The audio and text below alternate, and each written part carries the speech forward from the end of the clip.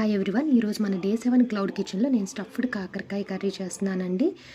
ఇక్కడ నుంచి నేను మీకు కొన్ని డిషెస్ ఇంట్రొడ్యూస్ చేస్తాను, వెరైటీ వంటకాలు పార్ట్ 1 అండి. సో దీంట్లో ఫస్ట్ కర్రీ వచ్చేసి స్టఫ్డ్ కాకరకాయ ఫ్రై చేస్తున్నాను. ఇది రసంలో, పప్పులో అన్నిట్లో బాగుంటుందండి. ఫస్ట్ కాకరకాయని మనం బాయిల్ చేసుకోవాలి. హాట్ వాటర్లో పసుపు, ఉప్పు వేసుకుని తర్వాత ఆనియన్స్, గ్రీన్ చిల్లీస్, పసుపు, ఉప్పు, కారం, జీలకర్ర పొడి, ధనియాల పొడి ఇవన్నీ మిక్స్ చేసుకుని ఆ పేస్ట్ని పక్కన పెట్టుకోవాలి. అండ్ కొన్ని ఆనియన్స్ కూడా సైడ్కి తీసుకోవాలండి. అండ్ దాంతోపాటే మనం చింతపండు, బెల్లం కూడా నానబెట్టుకుని ఉంచుకోవాలి. సో ఆ స్టఫ్ అంతా ఇలా నేను చూపించాను కదా, సో అలా ఆ స్టఫ్ అంతా లోపల పెట్టాలి, కాకరకాయ లోపల. అండ్ ఆయిల్లో ఫ్రై చేయాలండి. కొంచెం ఒక 15-20 మినిట్స్ పడుతుంది. స్లోగా తిప్పండి, లేదంటే కాకరకాయ అంతా ముక్కలైపోతుంది.